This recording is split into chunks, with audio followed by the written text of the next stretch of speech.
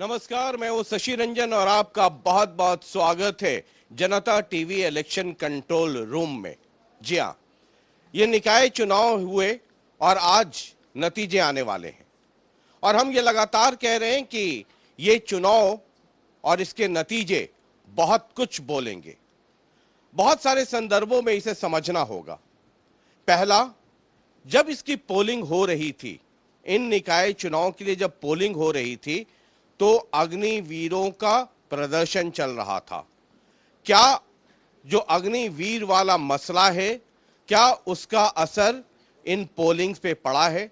क्योंकि ये पहला चुनाव हो रहा है, ये जो अग्निवीर वाला मसला आया है उसके बाद लोग वोट करने जा रहे हैं। तो क्या वोटिंग पर, मतदान पर इसका असर पड़ा है? Point number 1। पॉइंट नंबर 2, अगर आप निकाय चुनाव यानी नगर पालिका के पिछले चुनाव पे अगर आप नजर डालें तो जो चेयरमैन थे, कुल 25 सीटों पर नगर पालिका के लिए पिछले बार चुनाव हुए थे। 3 जो सीटें हैं इस बार बढ़ गई हैं, यानी 28 सीटों पर इस बार चुनाव हो रहे हैं।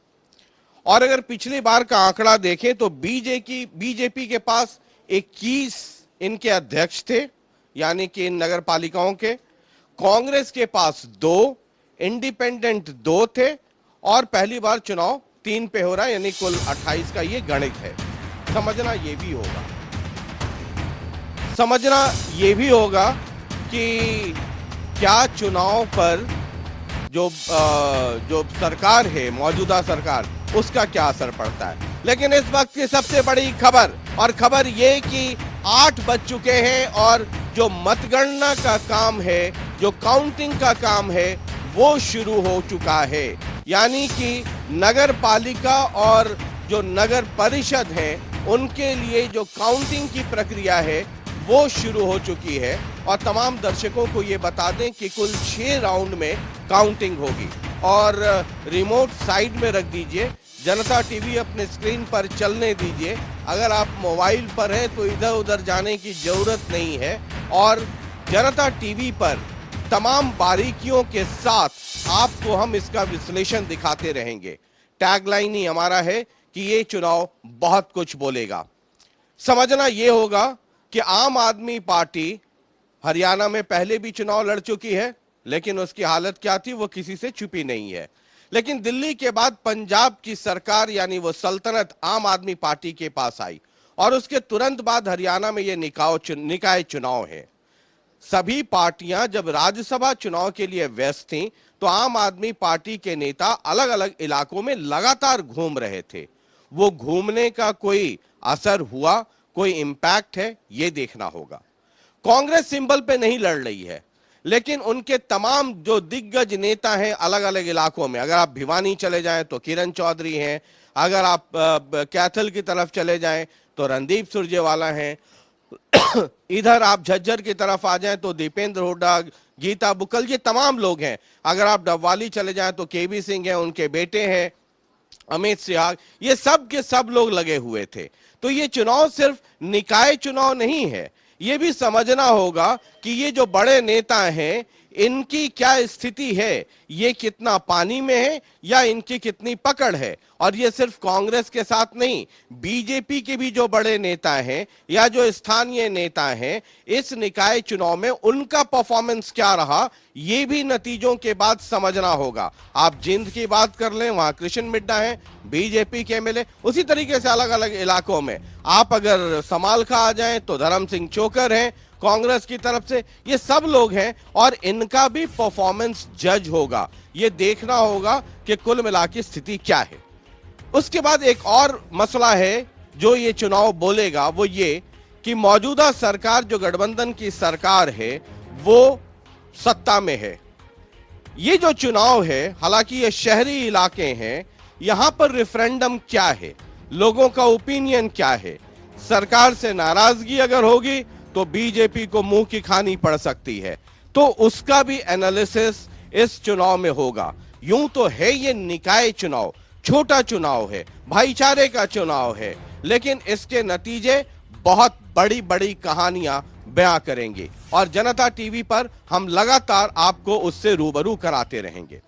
अब जनता टीवी में हमने व्यवस्था क्या की है, जरा ये समझ लीजिए। स्क्रीन पर अगर आप नजर दौड़ाएं तो अपर एक टैली है, एक लोअर टैली है।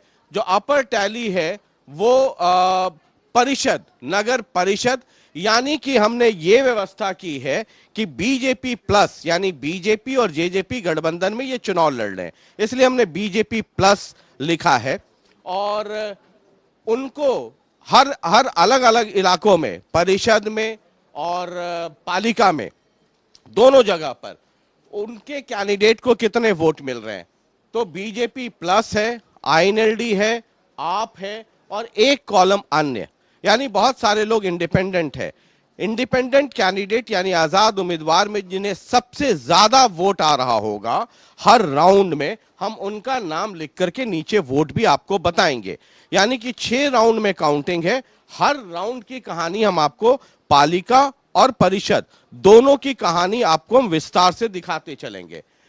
अलग अलग पालिका या परिषद में जो काउंसलर्स जीतेंगे वो बीच में, जहां पर विजुअल्स आप देख रहे हैं, जहां मेरी तस्वीर आ रही है, और एकदम सीधे नीचे वहां पे भी हम आपको बताते रहेंगे कि नगर पालिका में और नगर परिषद में जो काउंसलर्स यानी पार्षद जो चुने गए, किस पार्टी की क्या स्थिति है।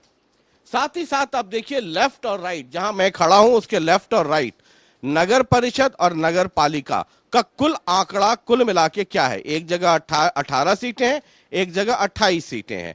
तो ये व्यवस्था रहेगी। और स्टूडियो में आपको दिखा दें कि हमारे मेहमान लगातार आ रहे हैं। ये तीसरी कुर्सी सर आपकी है। तो विजेंद्र नेहरा जी हैं बीजेपी से प्रवक्ता, और इस गणित को समझने समझाने में मदद करेंगे। ये दूसरी कुर्सी जो खाली है मनीष खटाना जी हैं। बाहर मौसम थोड़ा खराब है, वैसे भी कांग्रेस का मौसम खराब चल रहा है, तो वो कुछ देर में आने वाले हैं। Umed Lohan one man army, Abhay Chautala के सिपाही के तौर पे यहाँ आए हैं, तो आपका भी बहुत बहुत स्वागत है। जेजेपी यानी कि सरकार के गठबंधन में जो दूसरी गाड़ी जिसके सहारे सरकार चल रही है, अजय गोलिया प्रवक्ता के तौर पे आने वाले हैं। और मनोज राठी हैं प्रवक्ता आप, जिन पे सबकी नजर टिकी होगी। जीतते हैं हारते हैं वो अलग बात है, देखना बहुत दिलचस्प होगा कि 18 और 28 सीटों पर आम आदमी पार्टी किस पोजीशन पे रहती है। बहुत घुड़दौड़, बहुत कैंपेन, बहुत कुछ हुआ। हालांकि आम आदमी पार्टी का तो समालखा में कैंडिडेट उसी दिन मतलब बाहर हो गया, और पता नहीं इनका टैलेंट हंट भी चलता रहता है। 17 दिन पार्टी में रहे इनके समालखा के कैंडिडेट, और उसके पहले 6 पार्टियां बदल चुके हैं। पार्टी में लाया, ज्वाइन करवाया, शाम में टिकट दिया, पोलिंग का 12 भी नहीं बजा कि पार्टी की 12 बज गई समालखा में, और पार्टी छोड़ करके वो चले गए। समर्थन ही दे दिया कांग्रेस को, बाद में इन लोगों ने उन्हें निकाल दिया।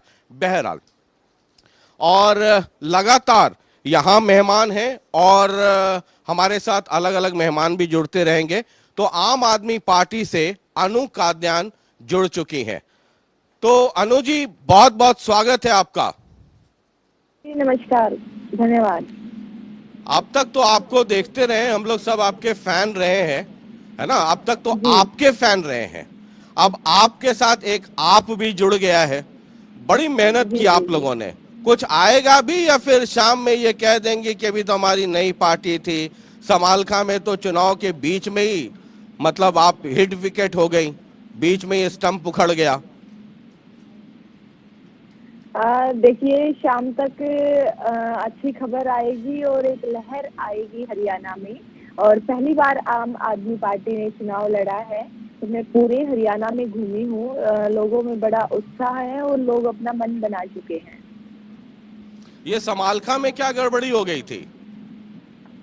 जिनको आपने लिया वो 6 पार्टियां आपके आने के पहले बदल चुके।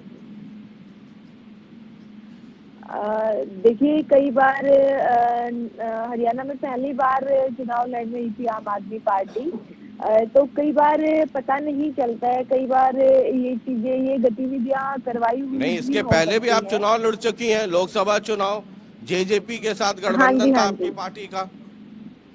हाँ जी, नगर निकाय चुनाव पहली बार जो है आम आदमी पार्टी हरियाणा में लड़ रही है। और कई बार ऐसा होता है ना कि पता नहीं चलता, कई बार दूसरी पार्टियां भी ऐसा करवा सकती हैं। तो इस बार क्या उम्मीद है? इस बार लहर बहुत अच्छी है। मैं पूरा हरियाणा घूमी हूँ और लोग अपना मन बना चुके हैं कि आम आदमी की सरकार ही बनानी है, क्योंकि लोगों के मतलब पास और अनूप कोई कात्यायन विकल्प ही को नहीं है। देखने लोग जाते थे, जो कि आपकी तो अपनी अलग पॉपुलैरिटी है। तो एक अनूप जी। कात्यायन जो आर्टिस्ट हैं, कलाकार हैं, उनको देखने जाती थी भीड़, पब्लिक, या आम आदमी पार्टी के नेता को? देखिए, एक लोगों में उत्साह है कि जो लहर आ रही है और आम आदमी की सरकार 2024 में बनने वाली है, तो ये लगा लीजिए कि लोगों में बहुत खुशी थी कि मैं आम आदमी पार्टी में शामिल हुई। शायद किसी और मतलब पार्टी में होती कुछ तो उतना अनुज जी, उत्साह कुछ नहीं होता, कैलकुलेशन लेकिन है कि 28 प्लस 18 इनमें से कितना आपकी झोली में आ सकता है?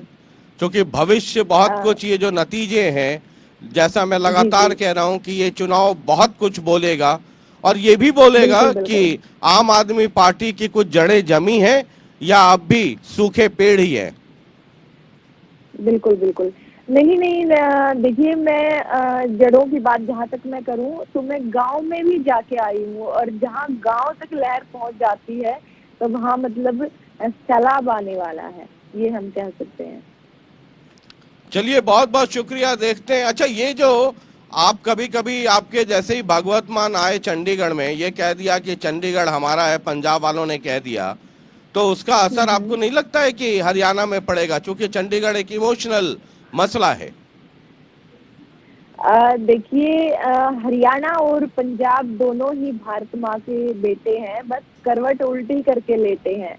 तो वो ये लगा लीजिए मतलब कि अनु का दोनों ध्यान, भाइयों का। हरियाणा वाले आप वाले नेता क्या है, चंडीगढ़ हमारा है या उनका है, पड़ोसियों का?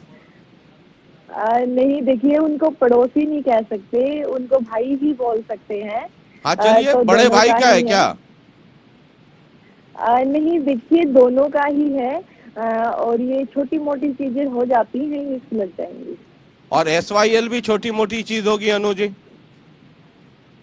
नहीं, वो तो काफी बड़ा मुद्दा है। तो अभी नई नई सरकार बनी है तो ये कह नहीं सकते। पिछली सालों से सरकारें रही हैं, 70-75 सालों से पंजाब में, तब उसका कुछ नहीं हो पाया, लेकिन अब उम्मीद है कि अब जरूर हो पाएगा। चलिए, बहुत बहुत शुक्रिया, बहुत बहुत शुक्रिया। और रिजल्ट का हम इंतजार करेंगे। अनु का ध्यान आम आदमी पार्टी की नेता, और जानी पहचानी है हरियाणा के लिए। अब उनकी अपनी अलग पॉपुलैरिटी है, लेकिन बतौर आम आदमी पार्टी नेता क्या कुछ कर पाई है, ये देखना बहुत दिलचस्प होगा। बहरहाल, बहुत बहुत शुक्रिया। ये बीजेपी से भी हैं, ये आपने गठबंधन किया जेजेपी से, है ना? जेजेपी को मतलब पहले तो नहीं किया, कहा कि नहीं नहीं, हमारा सर्वे हुआ, हम सब जगह लड़ेंगे। फिर ऐसी क्या लाचारी आ गई कि उनको बुलाना पड़ा? दुष्यंत चौटाला को आपके केंद्रीय नेता एक के बाद एक लगातार फोन करने लगे कि नहीं भाई, आ जाओ, साथ लड़ लेते हैं। जमीन खिसक जाने का डर था। शशि रंजन जी, सबसे पहले आपके जनता टीवी और आपको बधाई, क्योंकि आपकी लोकप्रियता लगातार हरियाणा प्रदेश के अंदर बढ़ी है। आप बहुत वरिष्ठ पत्रकार हैं और पहली टर्म में जब कोरोना का प्रभाव नहीं था तो मैं लगातार आपके स्टूडियो में यहाँ पे आता रहता था, डिबेट में शामिल हुआ हूँ। जहाँ तक आपके सवाल का बात है, हमारे हिसार के अंदर प्रदेश कार्यकारिणी की एक बैठक हुई थी। मैं खुद इस बैठक में मौजूद था। तो माननीय मुख्यमंत्री जी ने और माननीय प्रदेश अध्यक्ष जी ने, जो प्रदेश कार्यकारिणी के सदस्य थे, उनसे एक सलाह। वो सब कहानी जानता हूँ। ये बताइए कि ऐसी क्या मजबूरी हो गई कि फिर कहना पड़ा आजा मेरी गाड़ी में बैठ? देखिए शशि रंजन जी, मजबूरी कुछ नहीं थी। हमारा मुकाबला कांग्रेस पार्टी से था। कांग्रेस पार्टी ने पहले ये तय किया था कि वो सिंबल पे चुनाव लड़े। कभी तय नहीं किया था, कभी नहीं। उनका था कि कॉरपोरेशन लड़ते हैं, नीचे का कभी नहीं लड़ा। उनके बयान लगातार आए थे शशि रंजन जी, और बाद में भूपेंद्र सिंह हुड्डा जी इस बात से पीछे हट गए। जब उन्होंने मैदान छोड़ दिया, मैदान छोड़ के वो भाग गए, तो भाजपा किसके खिलाफ चुनाव लड़ती? सिंबल पे हम लोग चुनाव। INLD के, आम आदमी पार्टी के खिलाफ। तो ठीक है, हम लड़ रहे हैं उनके साथ में, लेकिन वो मुझे लगता नहीं है कि बहुत अधिक प्रभाव में है। अरे सर, असली वाली बात बताइए। हाथी के दो दांत, खाने के अलग, दिखाने के अलग। ये जो आप कह रहे हैं ये दिखाने वाला है, खाने वाला बताइए, वो गिनकर बताइए। मायने में शशि रंजन जी यही मामला था कि कांग्रेस सिंबल से पीछे हट गई, तो भाजपा अपनी सहयोगी पार्टी से क्यों लड़ेगी? हम जेजेपी से क्यों लड़ते? फिर हमने मिलकर चुनाव लड़ा है। अच्छा, ठीक है। ये मतलब दुष्यंत चौटाला को कहना पड़ा, ये जो कह रहे हैं बीजेपी वाले ठीक कह रहे हैं मतलब उनके अनुसार तो आप दोनों किसी गिनती में ही नहीं आते हैं। देखिए, आपसे ज़्यादा हरियाणा की राजनीति का कोई जजमेंट नहीं ले सकता। कौन आप मतलब मेरे बारे में कह रहे हैं या आम आदमी पार्टी के बारे में कह रहे हैं? आपके शशि रंजन के बारे में, जहाँ तक इनकी बात है बीजेपी जेजेपी की, ये तो आवरण देने की बात है। जिस तरह अब भी ये एक दूसरे के खिलाफ चुनाव लड़ रहे हैं, जहाँ जिसको विधिवत रूप से सिंबल मिला है उसके खिलाफ, जहाँ बीजेपी को मिला है वहाँ जेजेपी अपना उम्मीदवार का लगातार पूरा सपोर्ट कर रही है, उतार दिया है मैदान में। जहाँ जेजेपी को मिला है वहाँ बीजेपी वालों ने उतार दिया है, और ये कोई छुपी हुई बात नहीं है। अरे तो बीजेपी वाले भी बीजेपी के खिलाफ, भिवानी चले जाइए, घनश्याम शराफ ने एक अलग कैंडिडेट को समर्थन दे दिया, बीजेपी के ऑफिशियल कैंडिडेट से उलट।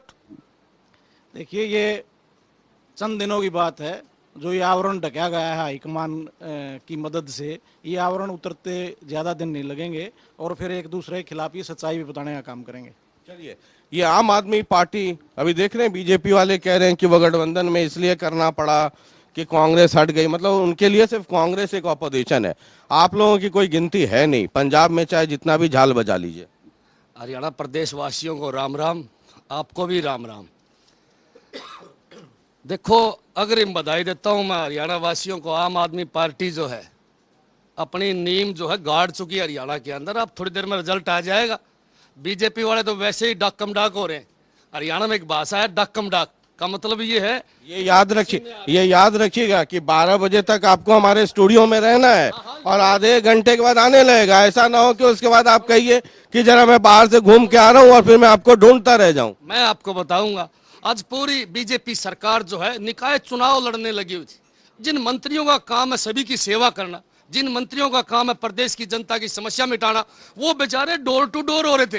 तो चुनाव है, जाना चाहिए, गलत क्या है? ऐसे है, लोग तो समस्या से परेशान है। बरवाड़ा में पानी इतना इतना है, वो वोट मांगना अंडा विधायक। अरे भाई, तेरी जो समस्या है उसको तो खत्म कर ले। तो मतलब ये है कि इतना समस्या में लोग हैं कि बीजेपी का पत्ता साफ हो जाएगा 100%। नहीं तो आप एक बात बताओ, ये बीजेपी वाले सारे के सारे मंत्री रिक्शा में बैठ के वोट क्यों मांगते फिरे थे? मैं 80 का ही उदाहरण दे देता हूँ। 80 के अंदर जो प्रत्याशी था वो चुनाव नहीं लड़ रहा था, वहां विधायक विनोद बियाना जी लड़ रहे थे। उसको सपोर्ट करने के लिए स्वयं आपके डिप्टी स्पीकर रणबीर गंगवा जी, उसको सपोर्ट करने के लिए मनीष ग्रोवर जो अपने आप को ही प्रधानमंत्री मानता है वो, उसको सपोर्ट करने के लिए स्वयं मुख्यमंत्री जी एक पंजाबी सम्मेलन की मीटिंग लेता है और साफ तौर पे कहता है कि पंजाबियों तुम्हारी चौधर चली जाएगी अगर आप लोगों ने हमारे कैंडिडेट को नहीं जिताया तो। जात पात का जहर फैलाता है। अगले दिन अखबारों में इश्तिहार छपते हैं, पंजाबी शब्द आता है बार बार। मैं तो बीजेपी, वो तो पिछले चुनाव में था भाई। चुनाव में आप देखो ना, हंसी का उठा के मैं आपको दिखा दूंगा। इस चुनाव में भी ऐसी घटना हुई। और मैं पूछना चाहूंगा, बीजेपी के प्रवक्ता बैठे, हांसी के अंदर केवल पंजाबी समाज की मीटिंग बुलाई, क्यों बुलाई? भाई जी होटल में बुलाई। मैं खुद हांसी का रहने वाला हूं, आपके सामने बातें, मेरी बातों का जवाब दे बीजेपी वाले। ठीक है, ठीक, ये पूछ लेते हैं। देखिए शशि रंजन जी, मुझे तो अब मैं हंस रहा था जब आप मुझसे सवाल कर रहे थे। जैसे जैसे 12 बजेंगे इनकी टोपी उतर जाएगी। अभी तो ये लोग कह रहे हैं कि हम लोग जीत रहे हैं, फिर बाद में ये लोग कहना शुरू करेंगे, अरे सुन लीजिए भैया, आपके बीच में नहीं बोला था मैं, सुन लीजिए। जो पार्टी खत्म होने की कगार पे होती है वो ऐसी बौखलाहट करती है। अभी यही आप लोग पंजाब में भी कहते थे, यही दिल्ली में भी कहते थे। और मुझे याद है जब आम आदमी पार्टी का आंदोलन जब शुरू हुआ था, अन्ना आंदोलन, तो कांग्रेस वाले जब ये आ रहे हैं तो ये कहते थे कि लड़ना है तो चुनाव लड़ लो, नियम बना लेना, कानून बना लेना। पंजाब में क्या हालत हुई? ये हल्के में लेने वाली जो आदत है। शशि रंजन जी, सिर्फ पंजाब को मत देखिए, 5 राज्यों में चुनाव हुआ था। उत्तर प्रदेश, उत्तराखंड, गोवा, मणिपुर और पंजाब भी था ना? पंजाब था, लेकिन 4 राज्यों के अंदर भारतीय जनता पार्टी की प्रचंड बहुमत से सरकार बनी है। आप सुनिए, मेरा जवाब सुन लीजिए थोड़ी देर। 4 राज्यों में इनकी नोटा से भी कम वोट आई है, इनकी जमानत जब्त हुई है। और उत्तर प्रदेश जहां 403 सीट आती है विधानसभा की, वहां सारी सीटों पे लड़ ही रहे थे सिर्फ पंजाब, बाकी तो नाम के लिए लड़ रहे थे। देखिए, आम आदमी पार्टी के बस में भाजपा से टक्कर लेना नहीं है। दिल्ली में सरकार बनाई तो वहां कांग्रेस थी, पंजाब में बनाई तो वहां कांग्रेस थी। भाजपा से मुकाबला ये लोग नहीं कर सकते और ये झूठे और मक्कार लोगों की पार्टी है। अरविंद केजरीवाल जी झूठ की राजनीति करते हैं, मुफ्त की राजनीति करते हैं, और हरियाणा जो है ना झूठ और मुफ्त की राजनीति को स्वीकार नहीं करता। अब सुनिए, मैं आपको दावे के साथ कह रहा हूं, मैं यहां बैठा हूं, ये लोग यहाँ पे बैठे हैं, अभी ये कहेंगे हम जीतेंगे जीतेंगे। बाहर ताला लगवा दिया है, स्टूडियो के बाहर दरवाजे पे ताला लगा दिया है। 12 बजे के पहले सब यहाँ कोई बाहर नहीं जाएगा। मैं दावे के साथ कह रहा हूँ 12 बजते बजते इनके बयान बदल जाएंगे। ये कहेंगे हम तो सिर्फ इसलिए चुनाव लड़ रहे थे कि हमें चुनाव लड़ना था, हमारा संगठन ही नहीं है। इनकी पोल खुलने वाली है। ठीक है, जरा इधर की व्यवस्था आपको दिखाते हैं। ये नगर परिषद, नगर पालिका, ये हमारे कंट्रोल रूम में ये एक व्यवस्था है। और ये देख सकते हैं नगर परिषद भिवानी, चरखी दादरी, झज्जर। जी कुछ है? चेयरमैन को लेकर पहला रुझान आ गया है। ये रानिया से है। रानिया से इनेलो उम्मीदवार इस वक्त सबसे आगे चल रहे हैं 1882 वोट के साथ, और दूसरे नंबर पर जो बिजली मंत्री हैं उनके समर्थित उम्मीदवार दूसरे नंबर पर 1500 वोट के साथ। चलिए, ये अब रुझान आने शुरू हो गए। ये 6 राउंड में काउंटिंग होगी और ये रानिया से पहला रुझान है और आईएनएलडी के लिए बेहतर है। तो एक ही परिवार वाले हैं। चौधरी रंजीत सिंह ताकत लगा रहे थे दीपक आबा के लिए। देखिए, रानिया के मतदाताओं को सबसे पहले तो बधाई देना चाहूंगा। नहीं, अभी मत दीजिए।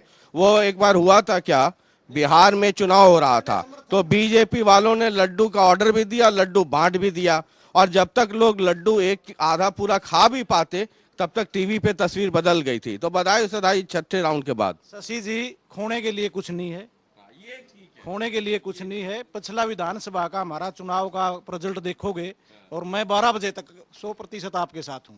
नहीं, अब हम ताला लगा दिया बाहर। हर जगह हम मजबूत होके उभरेंगे।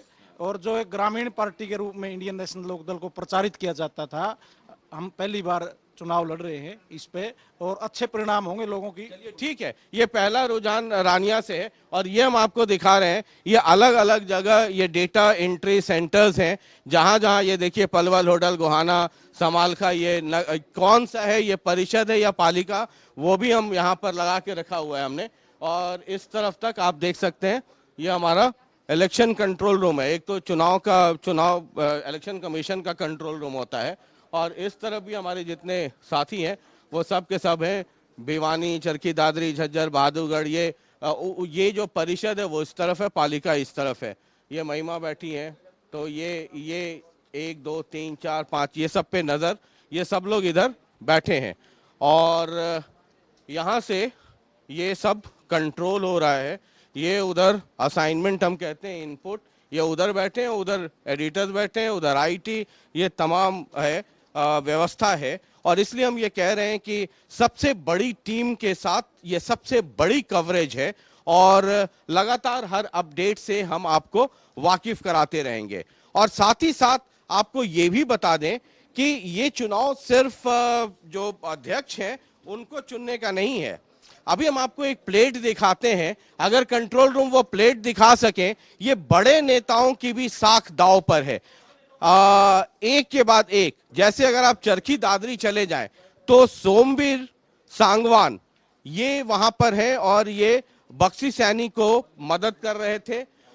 दूसरा श्रुति चौधरी हैं, वो कांग्रेस के समर्थित उम्मीदवार हैं, वीरेंद्र, उनको मदद कर रहे थे। रणदीप सुरजेवाला आदर्श थरेजा को कैथल में, हांसी में विनोद भयाना की जिम्मेदारी मीतू सेठी के लिए थी, उधर कांग्रेस की रिंकू सैनी है।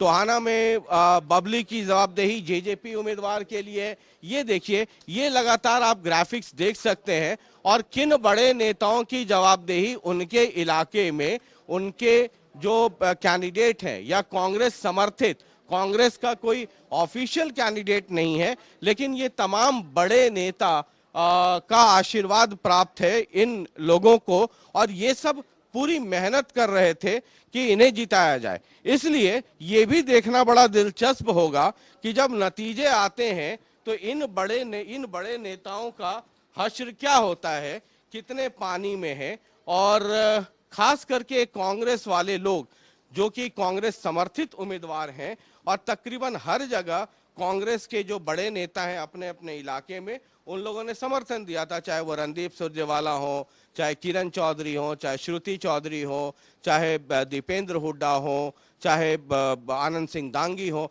ये तमाम जितने नेता हैं कांग्रेस के, ऑफिशियल कैंडिडेट तो कांग्रेस का नहीं है, लेकिन ये इंडिविजुअल बेसिस पर बहुत पसीना इन लोगों ने बहाया है और अपने अपने समर्थित उम्मीदवारों को जिताने के लिए।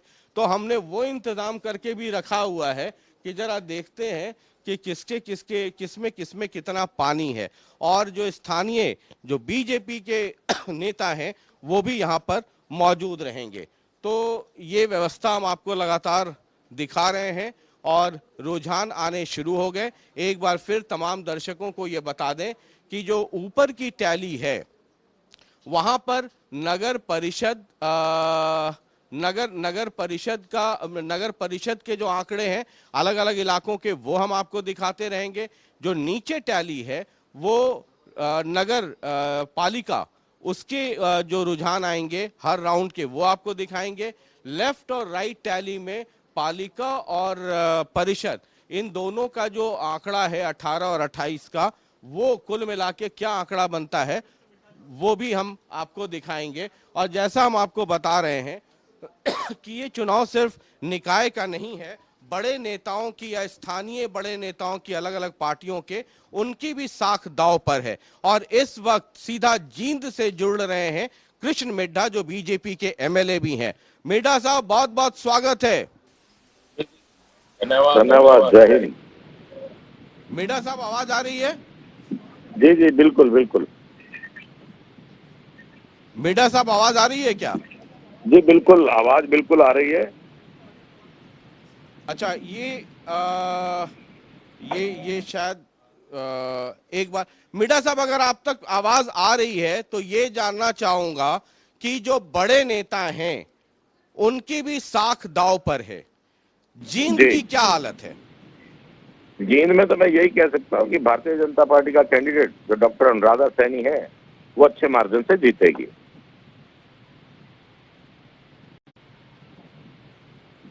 हेलो,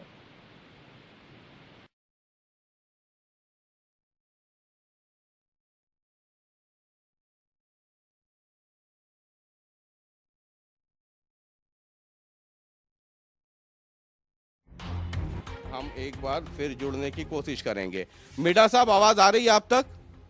जी बिल्कुल बिल्कुल। नमस्कार जी रंजन जी। ये अभी हमारे कंट्रोल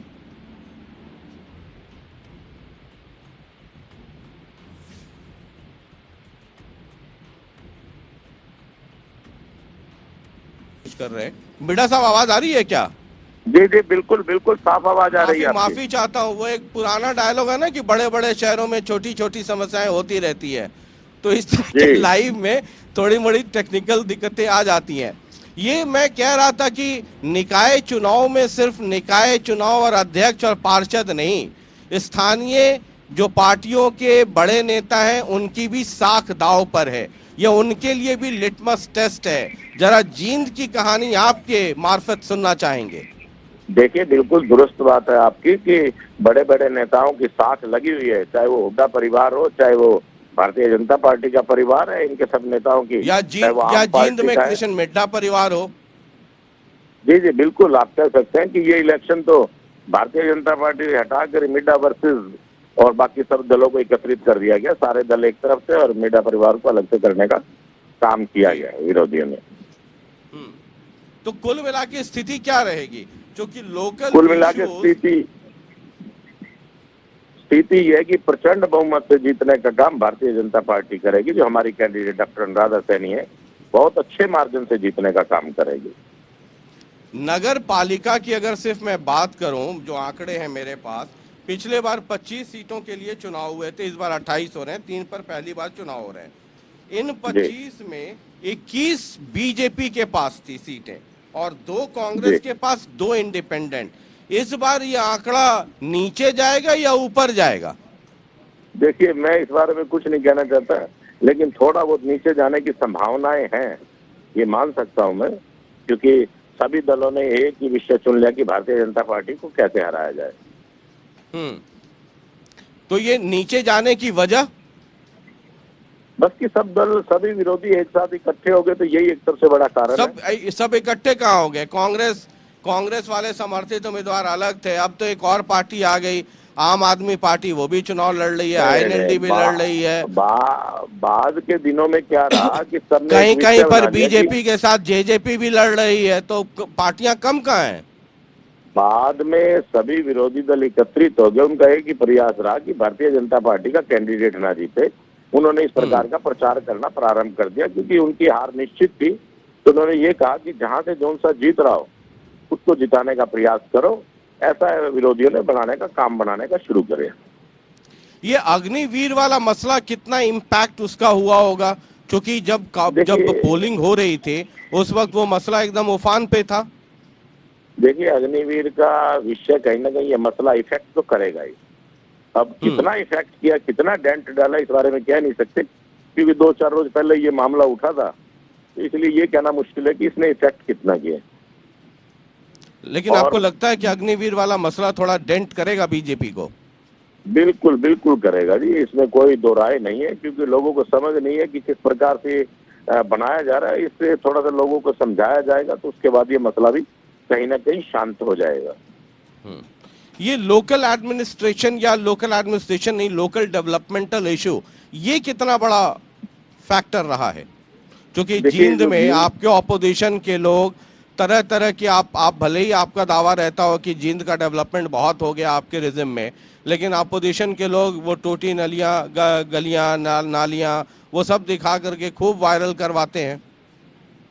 देखिए, ये तो एक संभव सी बात है, ये छोटी मोटी त्रुटियां ये सब चलती रहती है। रही डेवलपमेंट की बात, आप तो रंजन जी लगातार जींद आए भी हैं। आज अगर आप देखें तो ये क्या कहते हैं कि ये लोग कहते हैं कोई विषय नहीं है, मेडिकल कॉलेज विषय नहीं है, भाखड़ा का पानी कोई विषय नहीं है, या अन्य जो सौंदर्यकरण की तरफ चौक बनाए गए ये कोई विषय नहीं है, नेशनल हाईवे विषय नहीं। क्यों विषय नहीं है?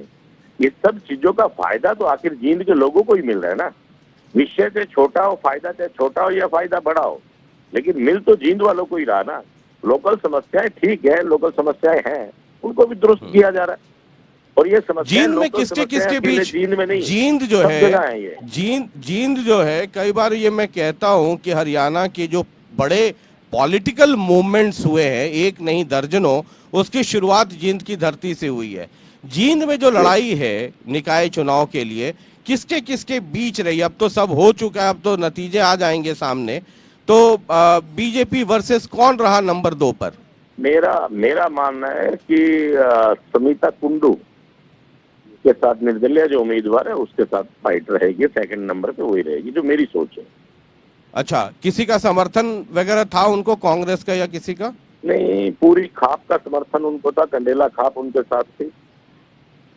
अच्छा, तो खाप का समर्थन उनके साथ था, तो आपको लगता है इनके और बीजेपी के बीच टसल रहेगी? हाँ जी, बिल्कुल।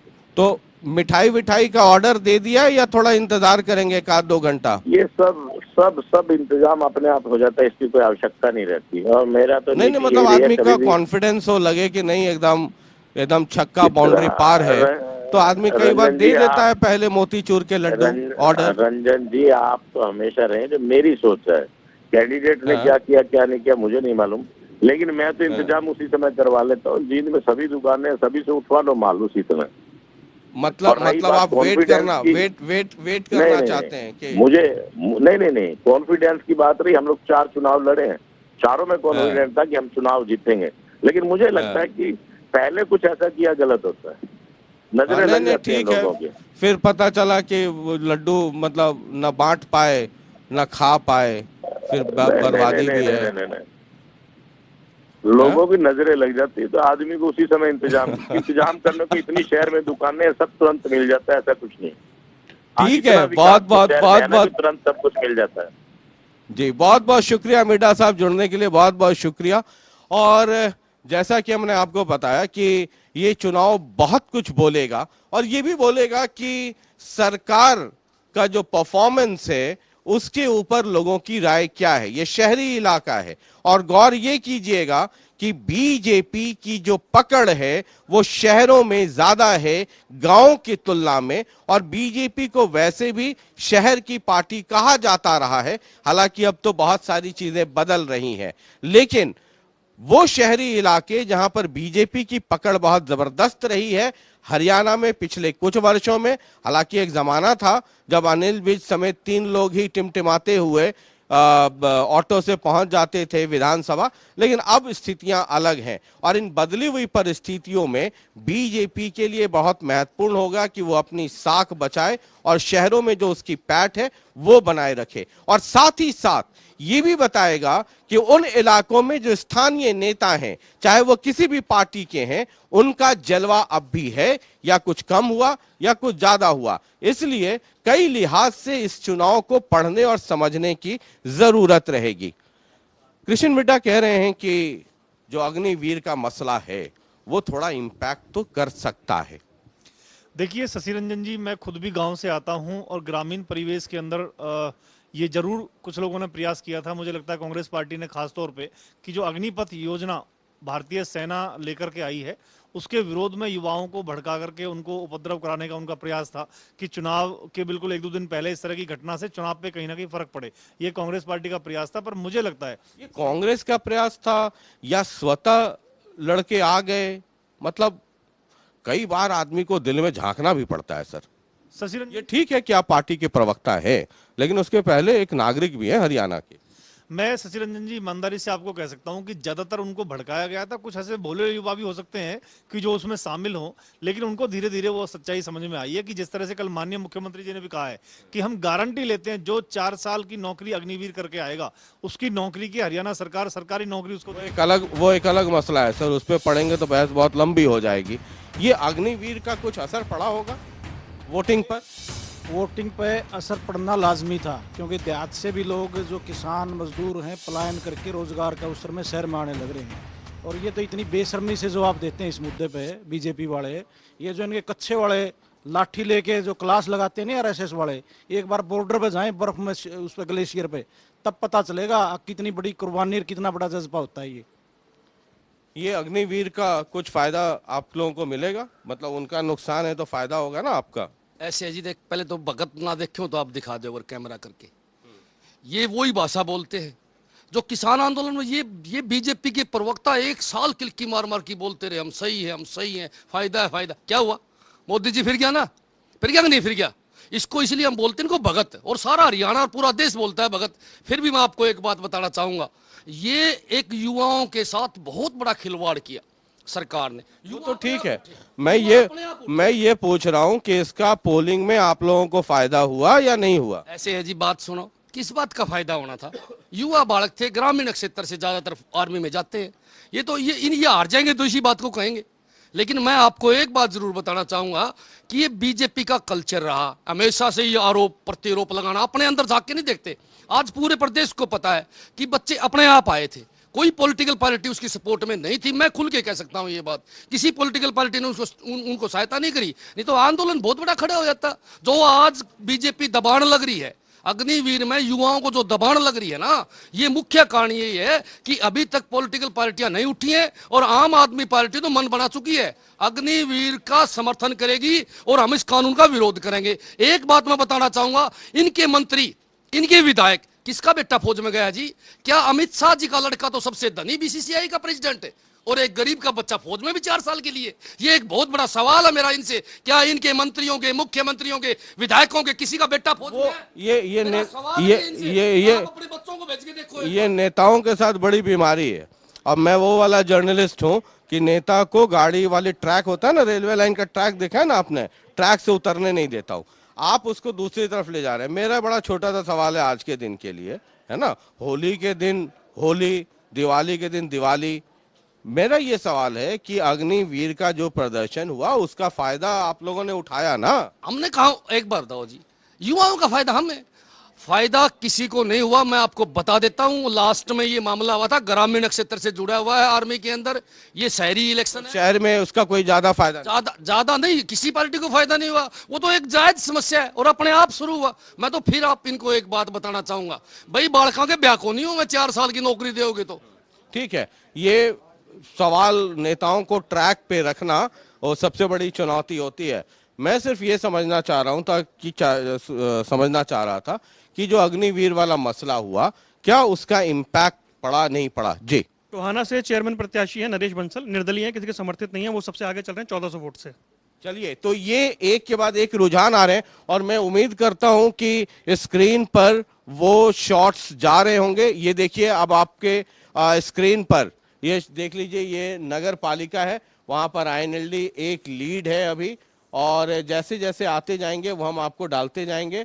और ऊपर और नीचे लगातार ये थोड़ा सा क्रम हो सकता है कि वो उस तरीके से हो। ये आप नीचे ब्रेकिंग में भी देख सकते हैं कि वो लगातार वार्ड नंबर 2 से उम्मीदवार की जीत या जो आगे चल रहे हैं वो हम आपको लगातार दिखा रहे हैं। बहरहाल कुल मिलाकर के स्थिति इस वक्त ये है और हमें स्टूडियो में दो मेहमानों का अभी भी इंतजार है, कांग्रेस और जेजेपी। ये दोनों जैसे ही आते हैं तो फिर हम उनसे बात करेंगे। मैं ये समझना चाहता हूं कि क्या ये जो निकाय चुनाव है इसको जो मौजूदा सरकार है उसके रेफरेंडम, क्योंकि जब से सरकार बनी है तो राज्यसभा चुनाव तो एकदम अलग ही होता है, ये पब्लिक वाला चुनाव तो पहला ही या मुझे लगता है एक बाई इलेक्शन था, वो भी एक अलग था इलाहाबाद में, तो ये पहला चुनाव है सरकार बनने के बाद, तो ये सरकार के रेफरेंडम के तौर पे भी देख सकते हैं। बिल्कुल, शहर में ये एक लिटमस टेस्ट के समान साबित होगा भारतीय जनता पार्टी के लिए, जो शहर के विकास के बड़े बड़े दावे करती है और अपने आप को सबसे मजबूत शहरी वोटरों का प्रतिनिधि समझती है। आज जिस तरह के हालात हैं बुनियादी समस्याओं के शहरों में, लोग इतने परेशान हैं, जहां बुनियादी समस्याओं से परेशान हैं वहीं कमेटीज में, नगर पालिका में और आपके जो ये इशहार, गुड़गांव, इस तरह के जो बड़े चुनाव जहां हुए म्यूनिसिपल काउंसिल के, वहां एक भी काम बिना पैसे नहीं होता, सब रेट तय हैं, फिर पोस्टिंग के रेट भी तय हैं। अब किस पोस्ट पर कितने पैसे में आपको पोस्टिंग मिलेगी। आपको लगता है कि सरकार का ये एक रेफरेंडम भी होगा? बिल्कुल रेफरेंडम होगा, ये होगा इस चुनाव के इस तौर पे भी देख सकते हैं। शशि रंजन जी शहर के मतदाता है, मैं आपको बताता हूँ शशि रंजन जी, अगर जब जीतेंगे हम लोग, भारतीय जनता पार्टी जब जीतेगी तो यही लोग कहेंगे नहीं इन चुनावों से तो कोई फर्क नहीं पड़ता, ये तो कुछ नहीं था। ये देखिए इनकी दोगली बात यहीं बैठे बैठे सामने आएगी। और अभी आपने जैसे बात किया कि पीछे 5 राज्यों में चुनाव हो, ये 4 राज्यों में बीजेपी ने सरकार बनाई, अभी 57 सीटों पे उपचुनाव हुए थे राज्यसभा के, 57 में से 25 सीटें अकेले भारतीय जनता पार्टी ने जीती है। राज्यसभा का तो खेल एकदम अलग है ना, उसको इन चुनावों से मत जोड़िए। बता रहा हूँ कि भारतीय जनता पार्टी के साथ में जनता का भी आशीर्वाद है, विधायकों का भी आशीर्वाद है। और जब आपने कांग्रेस पार्टी की सीट की बात की है तो कांग्रेस की पार्टी की सीट तो खाली रहेगी, उनका समय वैसे ही खराब चल रहा है। रही बात इनेलो और आम आदमी पार्टी की, मुझे लगता नहीं है इनका कोई आधार है इस समय, और नतीजे आपके सामने आएंगे तब आप दिखाना। आम आदमी पार्टी वाले साथी से मेरा सवाल जरूर है कि SYL पर हरियाणा का अधिकार है या नहीं, वो ये स्पष्ट करें, और चंडीगढ़ पर वो पंजाब जो अपना अधिकार बता रहा था ये स्पष्ट करें कि वो किसका है। ये बात स्पष्ट करते नहीं है। हरियाणा प्रदेश की जो जनता है वो बहुत समझदार और जागरूक है।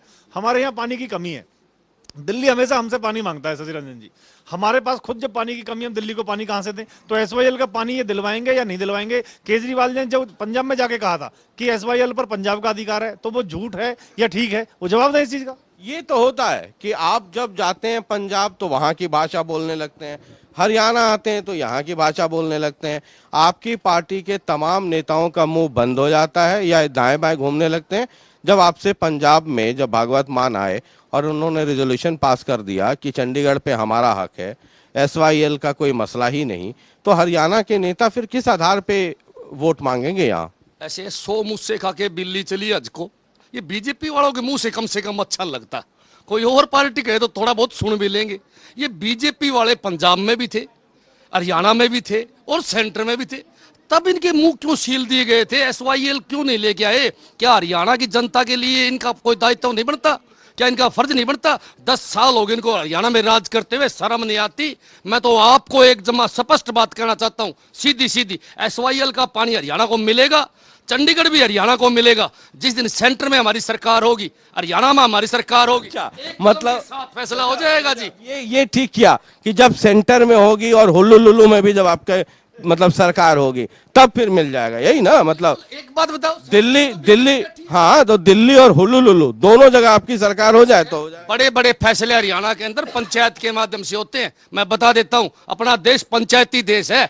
अगर तीनों जगह हमारी सरकार हुई, पंचायत बुलावांगे, पंजाब की भी हरियाणा की भी, और पंचायत में फैसले हो जाएंगे। पंजाब हमारा बड़ा भाई है, छोटे भाई को 2 मिनट में देने के लिए पानी तैयार है। मैं आपको एक उदाहरण दूंगा। कहाँ तैयार है? कौन तैयार है? कब भागवत मान का अरविंद केजरीवाल का कोई बयान आया? हाँ, जब किसान आंदोलन था तब किसानों ने हाँ भरी, ठीक है जी पानी देंगे। फिर भी मैं आपको बताना चाहूंगा, जिस दिन हरियाणा प्रदेश के अंदर आम आदमी पार्टी की सरकार आई, सेंटर में आम आदमी पार्टी की सरकार आई, हमारे केजरीवाल जी प्रधानमंत्री अगले दिन सारी समस्या हल कर देंगे। समस्या हल करना हमारा काम है, इनकी तरह नहीं है दोकली बात करना। जब तीनों की सरकार थी तब इनको SYL क्यों नहीं याद आई? 2 महीने हमारी सरकार पंजाब में हुई है, इसलिए इसीलिए मैं ये कहता हूँ, ये देखिए कि लगातार अपडेट हो रहे हैं। गोहाना से लोकतंत्र सुरक्षा पार्टी राजकुमार सैनी उनके चेयरमैन पद के प्रत्याशी आगे चल रहे हैं और सोहना से भाजपा के प्रत्याशी आगे चल रहे हैं। चलिए, तो ये लगातार अपडेट, ये मैं अक्सर ये कहता हूं, आप किसी भी पॉलिटिकल पार्टी के पास चले जाइए, चाहे आईएनएलडी के पास जाइए, बीजेपी के पास चले जाइए, कांग्रेस के पास चले जाइए, और अब ये नई नवेली आम आदमी पार्टी आई है। इसलिए मैं कहता हूं हमेशा आम लोगों को, जो लोकतंत्र में जिनको कहा जाता है वो जनार्दन है, हमारी और आपकी वोट से सरकारें बनती हैं और गिरती हैं। ये सब के सब, मुझे कोई संकोच नहीं है ये कहने में, चाहे वो बीजेपी हो, चाहे वो कांग्रेस हो, चाहे वो आईएनएलडी हो, चाहे वो आम आदमी पार्टी हो, एसवाईएल, चंडीगढ़, इस तरह के मसले पे सब के सब पॉलिटिकल ड्रामा करते हैं।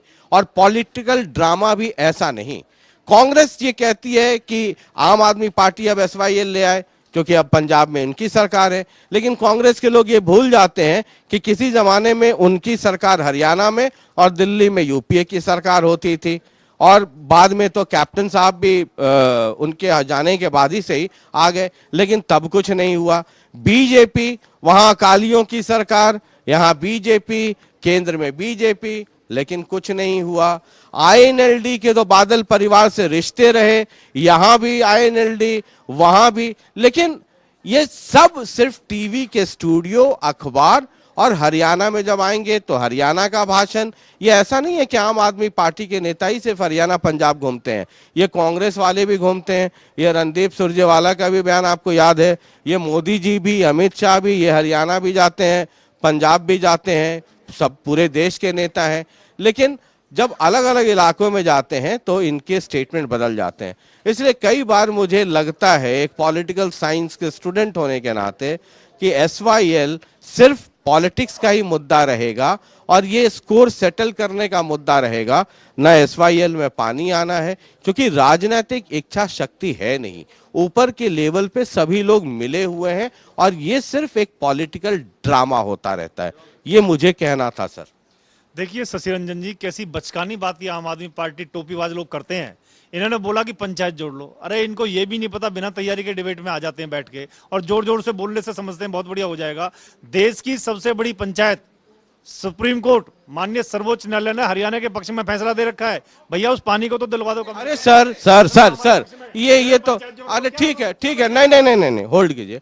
केंद्र में आपकी सरकार है सर, राज्य में आपकी सरकार है। अगर हरियाणा सुप्रीम कोर्ट ने फैसला दिया हुआ, ये सबको पता है, तो आगे बढ़ते क्यों नहीं है? 370 हट सकता है, अयोध्या मंदिर बन सकता है, अग्निवीर आ सकता है, किसान के लिए कानून आ सकते हैं, तो ये एसवाईएल में पानी क्यों नहीं आ सकता? इतने कमजोर तो नहीं है। शशि रंजन जी, ये भारतीय जनता पार्टी ही है जिसके 6 विधायकों ने एसवाईएल के लिए इस्तीफा दिया है।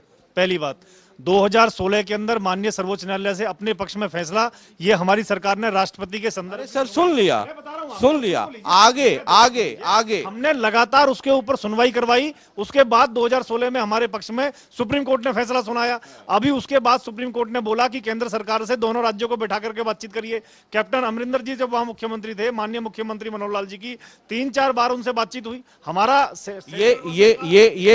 ये 370 से बड़ा मसला है। हो सकता है मैं कम समझदार हूं, तो मतलब या राम मंदिर बनाने से ज्यादा बड़ा मसला है। भारत सरकार, हरियाणा सरकार पूरी तरह से प्रयास कर रही है, पहले भी हमने किया, आगे भी हम लोग करेंगे। सर ये 370 से बड़ा मसला है, छोटा है? मैं बताता हूं आपको, 370 का समाधान भी हमने किया। अरे उससे बड़ा मसला है इधर उधर नहीं, 370 राम मंदिर, इससे बड़ा मसला है एसवाईएल का या छोटा है? शशि रंजन जी, हमारे लिए हर मुद्दा बड़ा है, उसका समाधान भी हमने किया, इसका समाधान भी। आप लोगों के रहते एसवाईएल में पानी आएगा या ऐसे ही ड्रामा? या आईएनएलडी वाले लोग भी कहते हैं बादल परिवार से इनके पारिवारिक रिश्ते हैं, लेकिन ये हरियाणा में तो भाषण दे देते हैं। क्या कभी बादल साहब को जाकर के कहा कि हम रिश्ता तोड़ लेंगे अगर आप हमारे हरियाणा को पानी नहीं देंगे? हुआ कभी?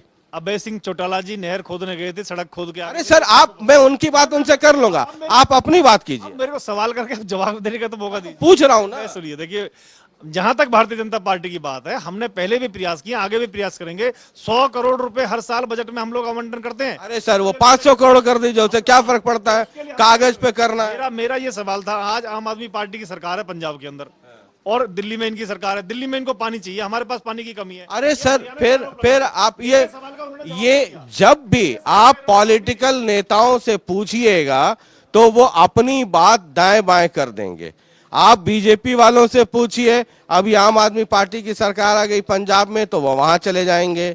आम आदमी वालों से पूछिए, वो कहेंगे जी बीजेपी कांग्रेस आईएनएलडी ये सब रहे, इन लोगों ने क्या किया, अब हमसे क्यों पूछ रहे हैं।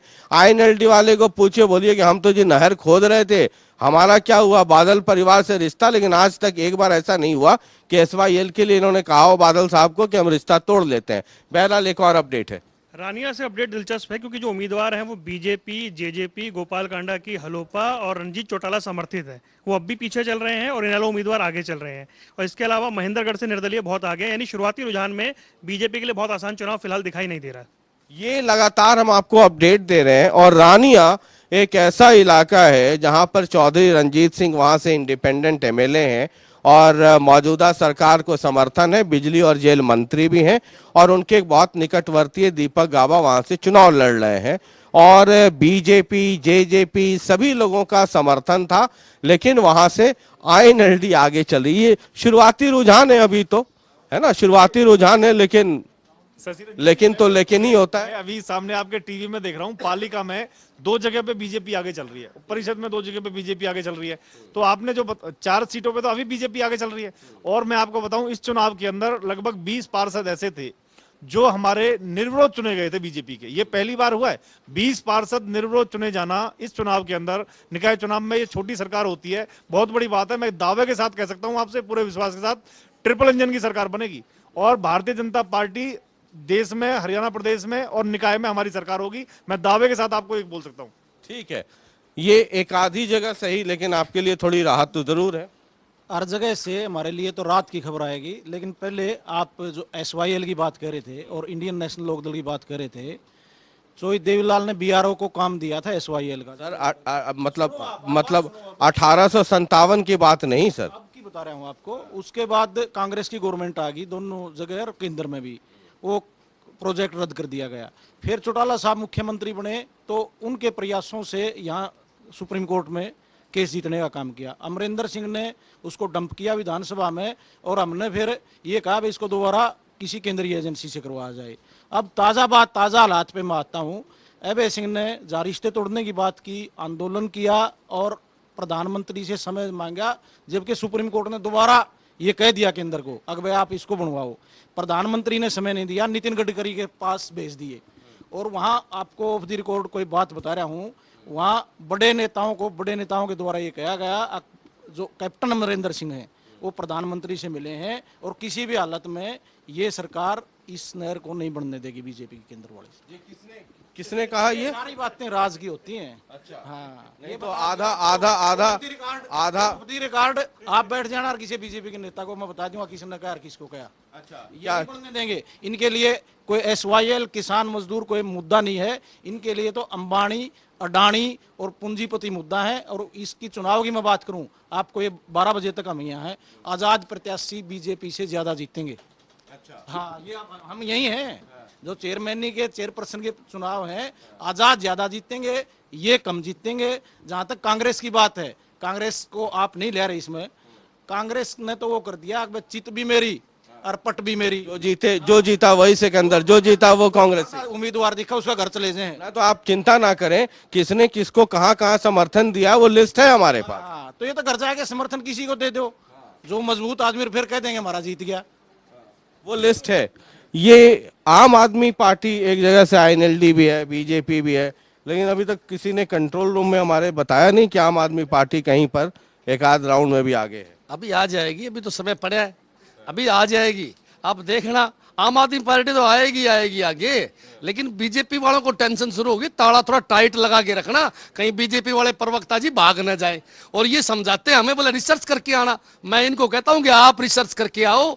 मैं फिर कहता हूं, हरियाणा प्रदेश पंचायतों का प्रदेश है, ये बीमारी भी सुट सकती है। लेकिन 2 महीने की हमारी सरकार पंजाब में आई है, तरह तरह के उल जजूल आरोप लगा रहे। ये हमारे काम क्यों नहीं गिनाते?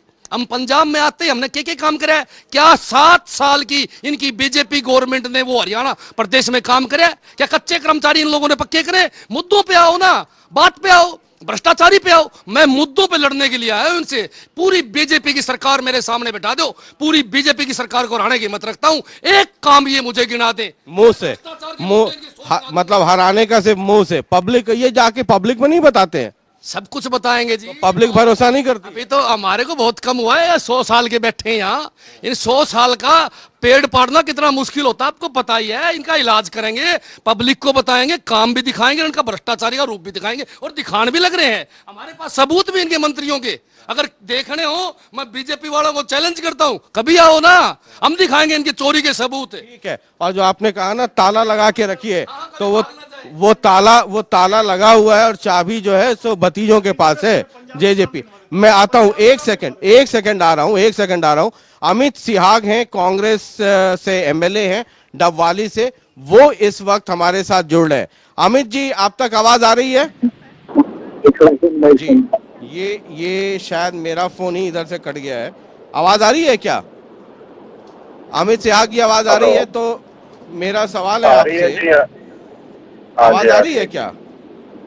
हाँ जी, आ रही है जी। मेरा सवाल आपसे ये है कि कांग्रेस ने समर्थन तो दिया नहीं, लेकिन हर जगह कांग्रेस समर्थित उम्मीदवार हैं। कुल मिला के माहौल क्या एक कर दिया, तो माहौल क्या रहेगा? देखिए, दिवाली के परिवेश में मैं मानता हूं, मुझे पूरा विश्वास है कि जनता का जो आशीर्वाद है हमारे अधिकतम कांग्रेस समर्थित पार्षद के जो उम्मीदवार है उनको मिलेगा, और चेयरपर्सन के रूप में भी जो उम्मीदवार है, मुझे विश्वास है कि जनता उसको जिताकर भेजेगी, चेयरपर्सन बनाएगी।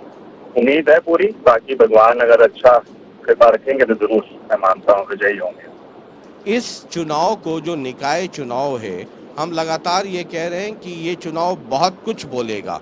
ये जो स्थानीय नेता हैं, जैसे डबवाली में आप हैं या अलग अलग पार्टियों के अलग अलग नेता हैं अलग अलग इलाकों में, ये सेनापति तो यही है और इनकी साख दांव पर है। तो ये स्थानीय नेताओं के रेफरेंडम के तौर पे भी देखें इसको? दोनों का मिला जुला चुनाव है। पहले तो मैं मानता हूँ रंजन जी की एक भाईचारे का भी चुनाव है, क्योंकि कई बार इस तरह के चुनावों के अंदर परिस्थितियां छोटे छोटे, मतलब जो वार्ड्स के अंदर जो मतदाता हैं उनकी समस्याएं कई बार भिन्न हो सकती हैं जो एक विधानसभा से हैं।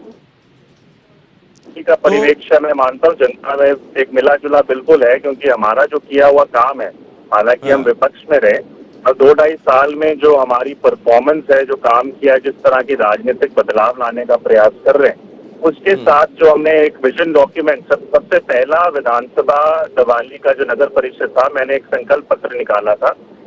बीजेपी, जेजेपी और सबने तो बाद में प्रदेश का, तो हमने एक मुद्दों के आधारित राजनीति कर रहे हैं और जनता, मैं मानता हूँ, उसके ऊपर वोट डालने का काम करेंगे। ये आप, अब तो खैर चुनाव हो गए, आज नतीजे आ रहे हैं, आपको क्या लगता है कि कांग्रेस का ये फैसला कि पालिका और परिषद के चेयरमैन का चुनाव पार्टी सिंबल पे नहीं लड़ना, ये व्यक्तिगत तौर पे आपको लगता है इससे फायदा हुआ या नुकसान हुआ, या पार्टी को लड़ना चाहिए था सिंबल पे? देखिए, भिन्न भिन्न राय थी। कईयों की राय जरूर थी कि भाई सिंबल पे लड़ा जाए, कईयों का था नहीं लड़ा जाए, क्योंकि आखिर तक थोड़ा सा इसके अंदर चुनाव नजदीक आ गए थे और उसके बाद सभी का एक, मैं मानता हूँ, एक मत शायद नहीं बन पा रहा था, तो इस कारण से पार्टी ने फैसला लिया। मगर मेरे परिवेश में मैं मानता हूँ कि अगर हमने एक मजबूत लड़ाई लड़ी है, बिना सिंबल के भी मजबूत लड़ाई लड़ी है, और आने वाले समय में जरूर जो भी चुनाव हो, अगर पार्टी सिंबल पे भी कराए, तो मैं मानता हूँ बखूबी जनता कांग्रेस को वोट, कांग्रेस के सिंबल पे, हाथ के निशान पे हरियाणा में वोट देना चाहती है। अगर सिंबल पे जरूर चुनाव होता तो शायद मैं मानता हूँ और बेहतर रूप से हमें और फायदा भी मिलता है, क्योंकि लोगों को एक पहचान है उस सिंबल की। नहीं तो हमें बताना पड़ा कि ये कांग्रेस समर्थित उम्मीदवारों का है, तो वो थोड़ा हमें जरूर फायदा मिलता उस चीज का। इस चुनाव को के जो नतीजे हैं उनको किस किस रूप में देखा जा सकता है? दो रूप से हैं जी। एक तो अपना जो स्थानीय, मैं मानता हूँ, जैसे मैंने कहा कि दोनों को जोड़ के भी देखा जा सकता है, बट पूरी तरीके से जोड़ के भी नहीं देखा जा सकता, क्योंकि कई मुद्दे ऐसे होते हैं, कई बार जब आपके कैंडिडेट्स खड़े हैं, कई वार्ड में आप खुद कांग्रेस पार्टी के भी लोग होंगे जो दोनों सेम विचारधारा के हैं, मगर उनकी एक इच्छा थी कि वे चुनाव लड़ें, तो उन चीजों पे भी आ जाता है, स्थानीय मुद्दों पे भी आ जाता है। कई बार अपने जो क्योंकि एक पारिवारिक संबंध होते हैं वार्ड में, उस पर भी आ जाता है। बट मोटा मोटा मैं देखें कि जहां जहां पर जिस तरीके के जो आज गठबंधन सरकार के हालात हैं, जिस तरीके से मेरे यहाँ पे मैं उदाहरण दूंगा कि दोनों पार्टी के जो वरिष्ठ नेता हैं जेजेपी और बीजेपी, उन्होंने चुनाव के भीतर ही एक दूसरे के खिलाफ विरोध का बिगुल बजाय रखा। तो उन्होंने कहा कि वे एक दूसरे को दबाने धमकाने का काम करें। यहाँ तक हालात पैदा हो गए कि जो शीर्ष नेतृत्व है, इन्होंने ये बात तक कह दी कि भी बीजेपी वालों ने कहा कि भाई जेजेपी वालों का जो विभाग है यहाँ पे तहसीलदार और रेवेन्यू विभाग है, वहां पर घोर भ्रष्टाचार है, 18% कमीशन चलाई जा रही है। वहीं पर जवाब में जेजेपी वालों ने कहा कि जो बीजेपी वाले विभाग चला रहे हैं उसमें घोर भ्रष्टाचार और बड़े बड़े परिवारों तक पैसा जा रहा है। तो इस तरह के हालात में चुनाव लड़ा गया, जो हालात मतलब ये गठबंधन सरकार के, तो एक तरह से उनसे भी छोटा सा मैं कह सकता हूँ रेफरेंडम हो सकता है। और बाकी जो स्थानीय रूप से जैसे हम लोग काम कर रहे हैं, कहीं ना कहीं बिल्कुल हमारी जो हमारी जिम्मेवारी है, डबवाली के जो रिजल्ट आएंगे, डबवाली का जो आखिरी नतीजा आएगा, उस पे क्या माना जाएगा कि जो लोकल एमएलए हैं वहाँ के अमित शाह कांग्रेस के, उनके परफॉर्मेंस का कितना हिस्सा, या उस जीत और हार में अमित शाह लोकल डबवाली के जो कांग्रेस एमएलए हैं, उस जीत हार में कितना % आपका रोल या आपके ऊपर? देखिए रंजन जी, वास्तविक रूप से भूमिका है, बिल्कुल इसकी एक जरूर भूमिका है, क्योंकि जो हमने काम किया, जो विश्वास है जनता कांग्रेस समर्थित उम्मीदवारों को जिताती है, तो उसके ऊपर कहीं ना कहीं जो पिछले 2-2.5 साल का काम है, जो विश्वास बना है, उसके ऊपर वो एक मोहर लगाने का जरूर काम करेंगे। तो हमारी एक व्यक्तिगत रूप से, क्योंकि मैं पूरी तरीके से मेरी एक पार्टी की तरफ से भी जिम्मेवारी थी, मैं अपने जो कार्यकर्ता हैं, जो लोग हैं, चाहे चंबल पे चुनाव ना लड़ रहे हैं, तो मैंने पूरी तरीके से भूमिका निभाई चुनाव में, जितना हमारे को समय मिल पाया तो मैंने प्रयास किया, कोशिश की, बाकी हुई है। जनता मतलब वही कह रहा हूँ, एक मिला जुला चुनाव है, कैंडिडेट्स पे भी है, हमारे ऊपर भी है। मैं मानता हूँ कि जो आज माहौल है और जो सरकार है, सरकार की नीतियां, उनके खिलाफ भी एक होगा रेफरेंडम, बट एक भाईचारे का चुनाव है मुख्य रूप से। तो मैं ये नहीं कह सकता कि इसको हम पूरी तरीके से, कई लोग जैसे सेमीफाइनल कहते हैं, वो सेमीफाइनल के रूप में नहीं देखता, बट जरूर कहीं ना कहीं छोटा छोटा हर किसी व्यक्ति राजनीतिक रूप से उसका एक रिफ्लेक्शन तो जरूर होगा। जो भी स्थानीय नेता, चाहे वो किसी भी पार्टी के हों, उनके परफॉर्मेंस का एक रिफ्लेक्शन तो यकीनन होगा। वो परसेंटेज भले ही वैरी कर सकता है, वो कितना होगा, 50 होगा, 40 होगा, 80 होगा, 90 होगा, लेकिन जो नतीजे आएंगे उसका एक रिफ्लेक्शन तो जरूर होगा। बहुत बहुत शुक्रिया अमित शाह जी बातचीत करने के लिए, बहुत बहुत शुक्रिया। और यहाँ पर एक ले रहे हैं छोटा सा ब्रेक, कहीं मत जाइए। और जनता टीवी पर लगातार ये चुनाव बहुत कुछ कहता है, वो समझने और समझाने का दौर लगातार चलता रहेगा। एक छोटा सा ब्रेक, फौरन हाजिर हो रहे हैं।